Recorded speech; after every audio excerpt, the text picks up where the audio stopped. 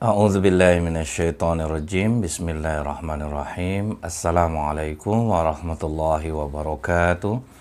Innal hamdalillah nahmaduhu wa nasta'inuhu wa nastaghfiruh wa na'udzubillahi min syururi anfusina wa min sayyiati a'malina.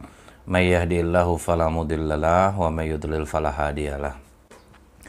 Asyhadu an la ilaha illallah wahdahu la syarikalah wa asyhadu anna Muhammadan abduhu wa rasuluh. Allahumma salli wa sallim wa barik ala hadzal nabiyil karim wa ala alihi wa sahbihi ajmain. Kaum muslimin muslimat di mana saja berada, yang semoga kita semua senantiasa dirahmati oleh Allah. Alhamdulillahirabbil alamin. Bersyukur kita kepada Allah karena semua atas rahmat dan nikmat Allah lah kita dapat melakukan aktivitas sehari-hari kita.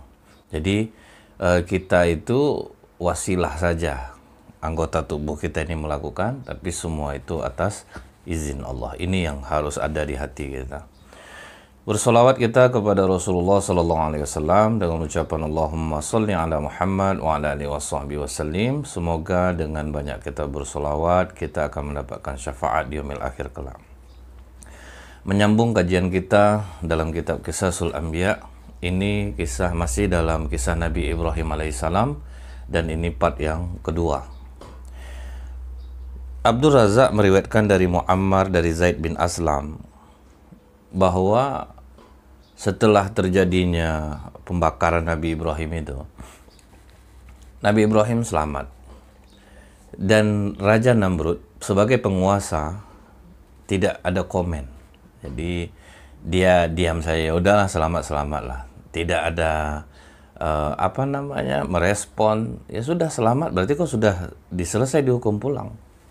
Jadi waktunya sampai 40 atau 50 hari Rasulullah Ibrahim alaihissalam dibakar. Lama setelah itu Nabi Ibrahim tetap nih mendakwahi kaumnya, ayahnya, keluarganya.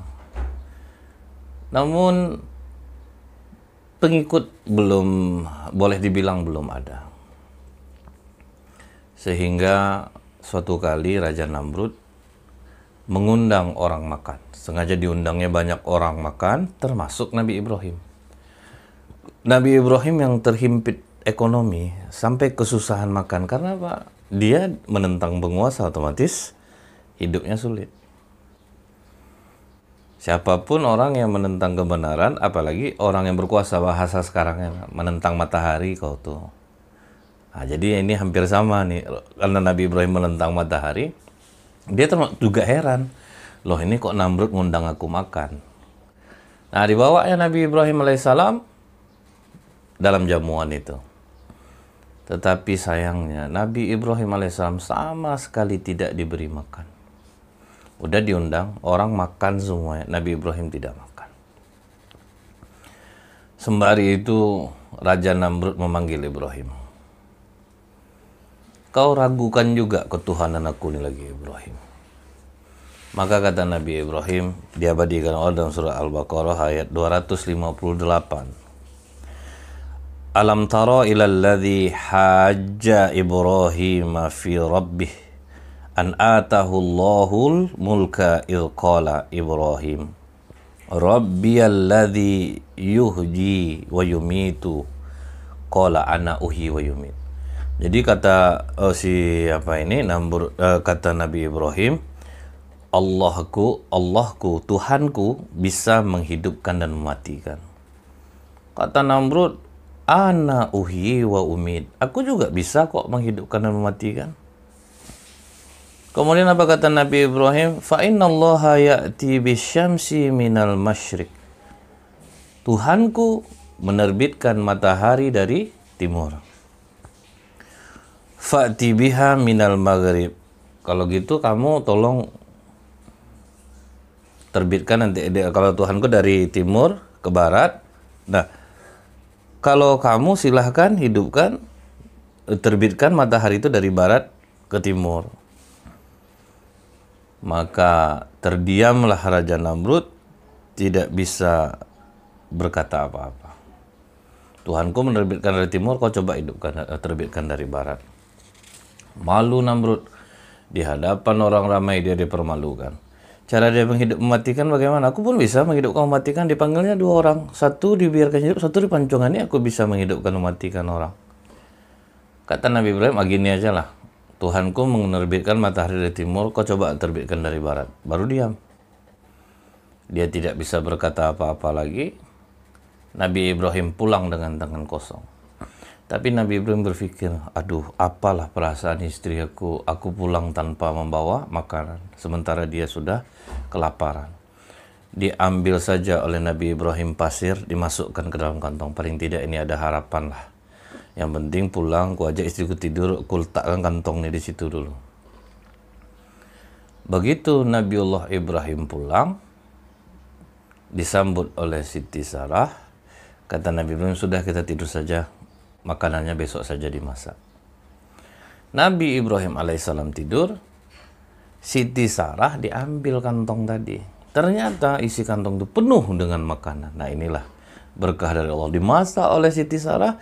Begitu Nabi Ibrahim bangun, tercium bau makan, ditanya, ini dari mana? Loh kan engkau yang membawanya.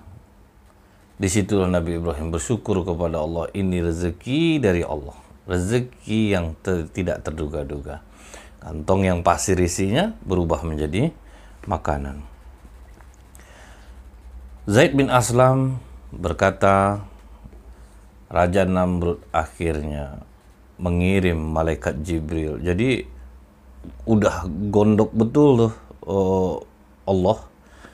Ini orang udah dilihatkan mukjizat segitu besar, gak yakin juga. Malaikat Jibril turun. Ditantangnya Namrud. Nah, jadi Nabi Namrud ini tidak tahu bahwa ini malaikat Jibril. Kata malaikat Jibril, kumpulkan tentara kau, aku kumpulkan tentara aku, berperang kita. Oke, kata Namrud. Padahal Allah hanya akan memberikan hinaan kepadanya. Apa ya? Apa hinaannya? Hanya dikirim Allah lalat yang begitu banyak. Lalat ini begitu dekat langsung memakan daging. Jadi dia menyerbu, dimakannya daging. Tidak ada yang tersisa satu pun. Pokoknya kalau dia udah makan, habis. Kayak ikan piranha itu main kroik, habis langsung dalam beberapa detik. Nah, tinggallah hanya sudah banyak yang mati. Yang Namrud itu disiksa oleh Allah. Salah satu lalat masuk ke dalam telinganya. Ada juga yang mengatakan nyamuk masuk lalat ke dalam telinganya, bersembunyi di otaknya. Jadi gatalnya minta ampun. Bertahun-tahun dia memukul-mukul kepalanya untuk menggaruknya, menghilangkan gatal. Pengawalnya pun yang masih ada semangat ya, tiap hari melepuk kepala rajanya. Karena rajanya minta, aduh gatal betul, tolong lepuk kepala aku. Wah, itulah. Akhirnya mati kena lepuk dia. Dan itu tidak sebentar. Berapa lama Allah menyiksa dalam kitab ini? 400 tahun. Segitulah lamanya Allah menyiksa Namrud yang mengaku Tuhan, yang berpuasa sewenang-wenang. Nah, takutnya itu, kalau dia, misal kita nih jadi pemimpin nih, pernah zolim sama orang. Pensiun kita lambat mati, dikasih Allah pula penyakit bertahun-tahun. Nah, itu yang hati-hatilah. Berbuat zalim itu jangan. Ketika kita berkuasa, kita pindah-pindahin orang. Kita sentimen pribadi lah, bukan karena pekerjaan. Nah, ini akhirnya nanti bahaya nih, penyakitnya aneh-aneh.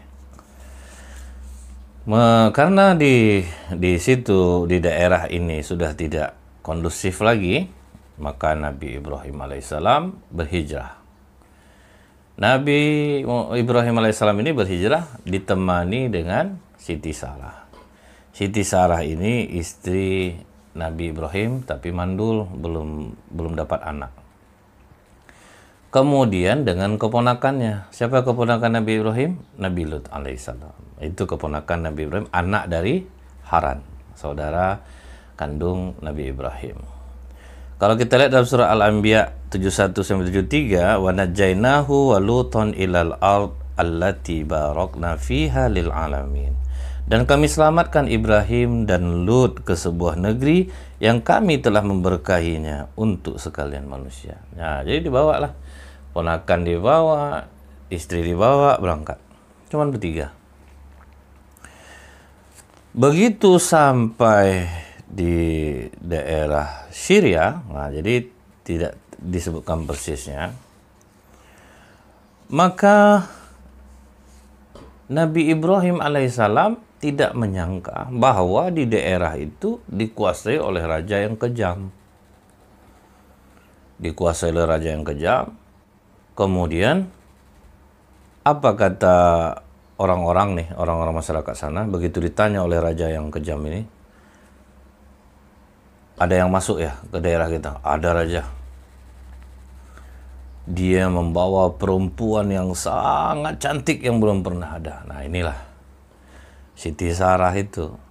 Di zamannya itu belum ada perempuan yang mengalahkan kecantikannya. Apa kata raja ini? Kalian bawakan perempuan itu kepada aku. Nah ini pula tantangan hijrah Nabi Ibrahim alaihissalam. Maka Nabi Ibrahim berkata kepada Sarah, wahai Sarah istriku, jangan sampai kau jujur mengatakan kau istri aku. Tapi jika kau nanti ditangkap dan ditanya, katakan kau adalah saudara perempuanku. Karena menurutku tidak ada yang mukmin sepasang suami istri sekarang kecuali engkau dan aku. Dan kau adalah saudara seagama aku. Ini untuk menghindari mudarat yang lebih besar, Siti Sarah. Baiklah suamiku. Nah inilah kebohongan Nabi Ibrahim alaihissalam. Padahal bohongnya buat baik. Seperti ini siapa yang menghancurkan berhala ini? Dikatakan Nabi itu yang besar. Itu kebohongan Nabi Ibrahim yang pertama, ini yang kedua. Padahal untuk kebaikan, tapi nanti di akhirat, kata Rasulullah, begitu orang minta syafaat kepada Nabi Ibrahim, aku tidak bisa beri syafaat.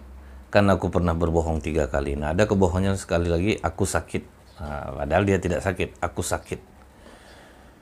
3 kali Nabi Ibrahim berbohong dan bukan untuk merugikan orang, tapi dia katakan aku tidak memberi syafaat. Kita entah berapa kali lah berbohong, aduh ya Allah. Makanya ya, semoga Allah selamatkanlah kita dari menjadi orang yang pembohong. Karena kalau kita jujur itu pasti enak hidupnya. Tidak perlu mencatat gitu. Tidak perlu mencatat maksudnya tuh apa dibilang orang, ya segini aku beli. Tanyalah. Pergilah tanya situ. Kan aman dia.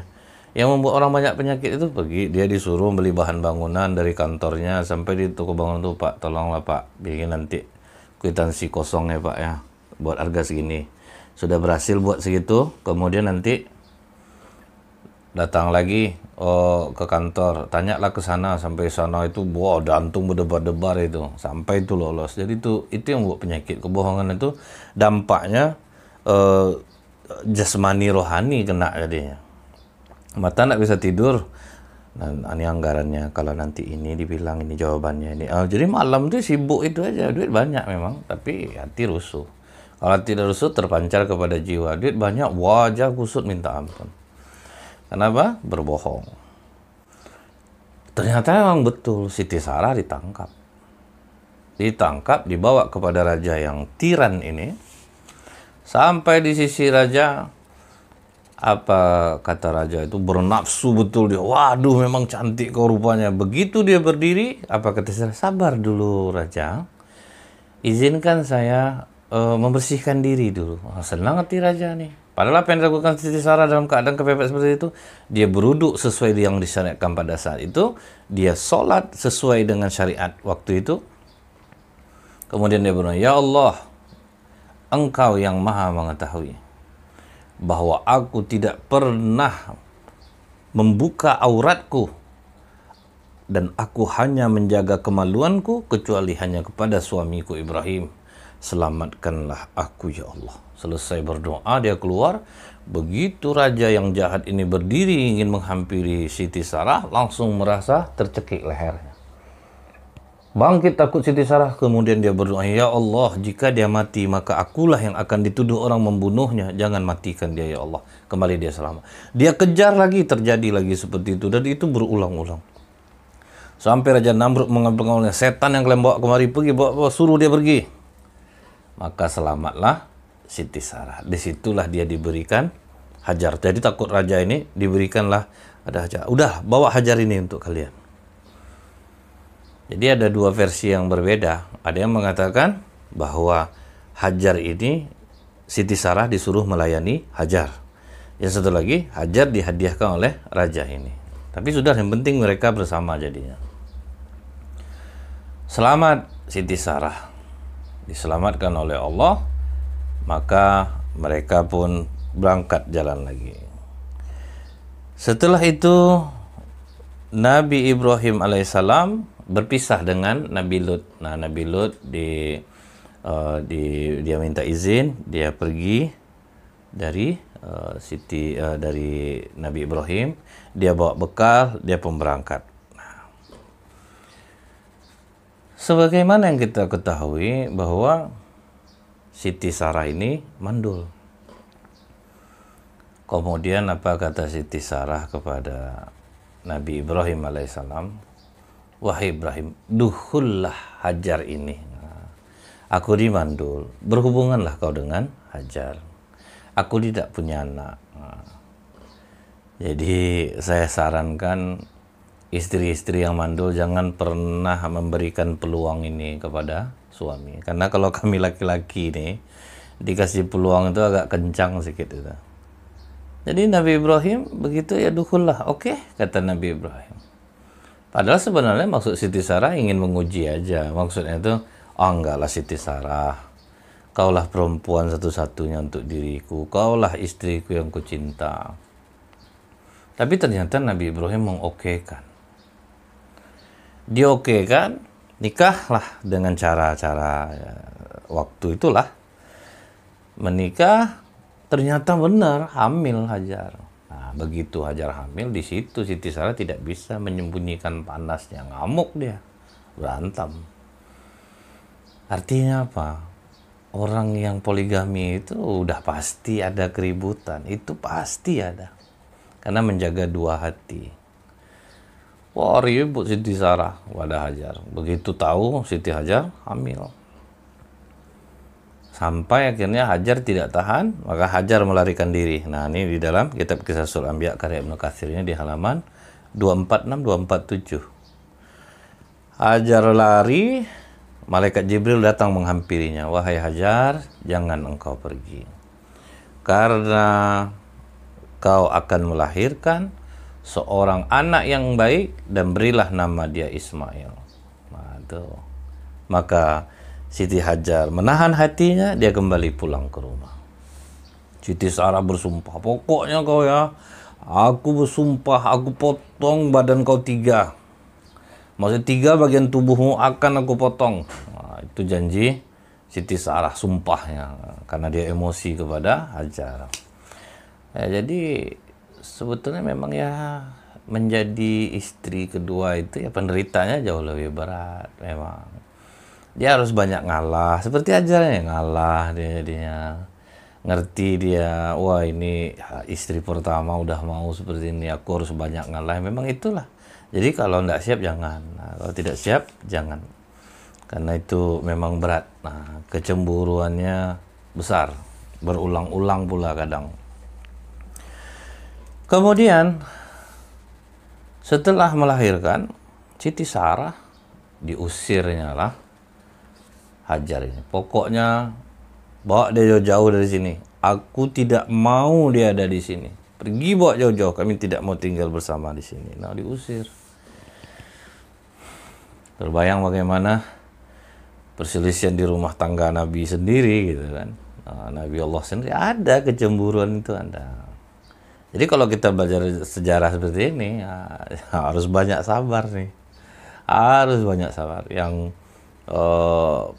istri pertama harus bisa menguasai diri, istri kedua juga harus bisa menguasai diri.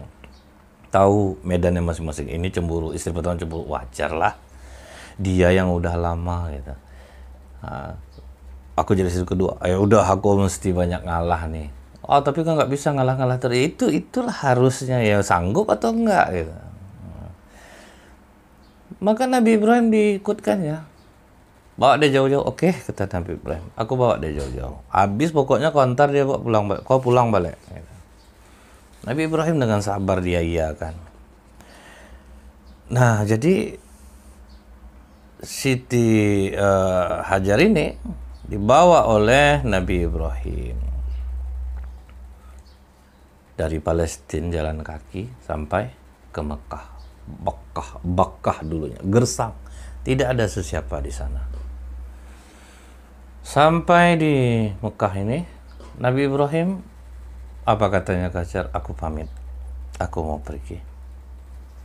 Maka kata Siti Hajar, wahai Ibrahim, tegakah engkau meninggalkan kami di sini? Kau pergi meninggalkan kami? Nabi Ibrahim diam terus jalan. Wahai Ibrahim, tegakah engkau meninggalkan kami di tempat seperti ini? Tidak ada makanan, tidak ada minum, tidak ada siapa-siapa di sini. Nabi Ibrahim terus jalan. Siti Hajar mengubah pertanyaannya. Apakah Allah yang memerintahkanmu Ibrahim? Kata Nabi Ibrahim, iya Siti Hajar, Allah yang memerintahkan aku. Maka kata Siti Hajar, jalanlah engkau Ibrahim, Allah tidak akan menyia-nyiakan kami. Nah itulah keimanan Siti Hajar, ketabahannya. Jadi istri kedua ditinggal lagi jauh-jauh, tidak ada nafkah, hanya sekedar makanan yang tersisa saja. Itu jadi modal dia di sana. Dahsyat kesabaran Siti Hajar. Dia yakin sekali dengan pertolongan Allah. Ini kadang yang tidak dimiliki oleh orang-orang yang saya mau jadi istri kedua, saya mau jadi istri, tapi dia tidak mengetahui kalau jadi istri kedua dan ketiga itu berat.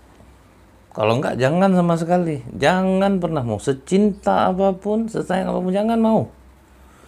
Karena ini sangat berat. Sabar yang luar biasa.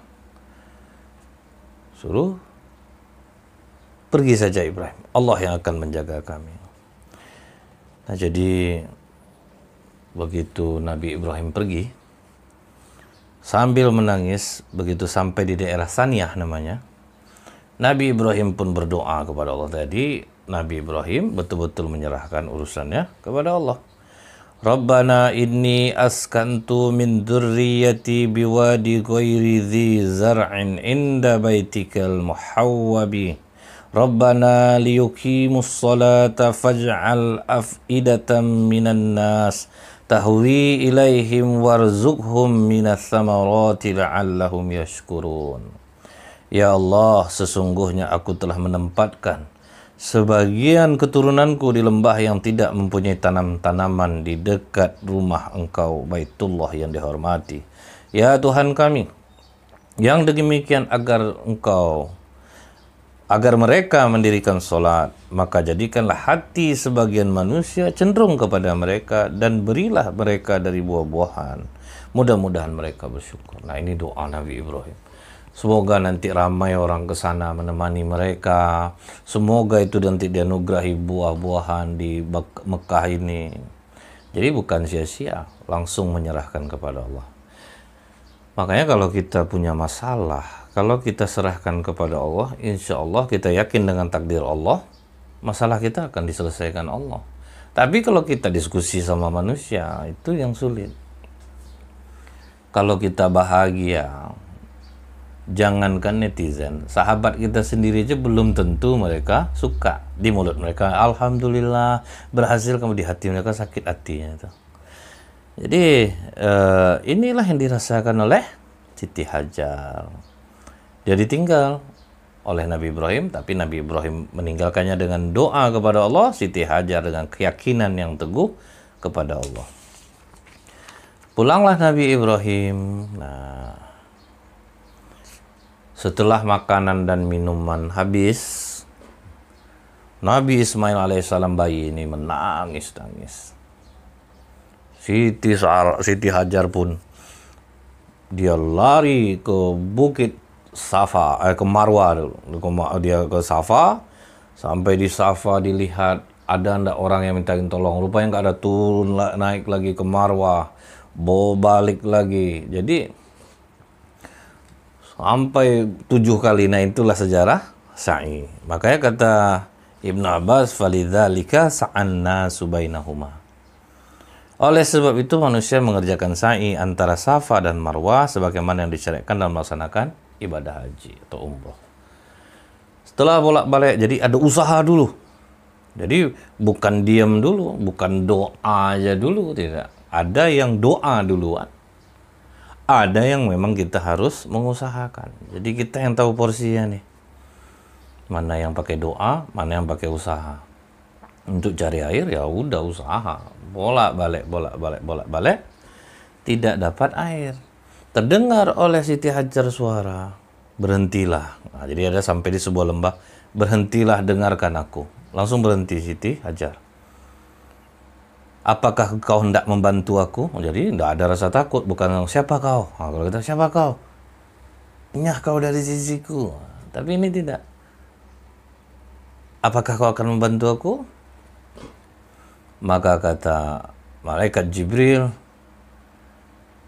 kau kais di bawah kakimu itu. Nah, jadi bukanlah Nabi Ibrahim menggoyang-goyang kemudian keluar air, tidak. Begitu di kais-kais batu itu, dihentakkan malaikat Jibril sayapnya, menyembur air. Nah, kau ambillah air dari sini. Nah, itulah awal air Zam-Zam. Dibawa oleh Siti Hajar, diminumkan anaknya. Nah, kalau udah ada air, udah enak. Pokoknya hidup ini memang air. Kita ya diciptakan Allah dari air. Air inilah sumber kehidupan. Jadi di mana-mana orang tinggal itu air inilah. Asal bagus airnya udah. Tapi ini kita ada rumah bagus, air jelek, nggak laku rumahnya. Mau disewa, mau dijual nggak laku. Maka dilihatlah oleh orang-orang dari Bani Jurhum namanya, dari luar itu. Dia orangnya memang suka pindah-pindah nih. Dia melihat ada burung yang mengitari sesuatu. Maka kata orang ketua Bani Jurhum ini, burung kalau sudah berputar di suatu tempat berarti ada air di bawahnya. Jadi kalau udah banyak burung yang terbang di satu tempat, itu berarti ada air di sana. Itu tandanya. Diutusnya orang satu orang. Sampai ke tempat sumber air itu rupanya ada Siti Hajar.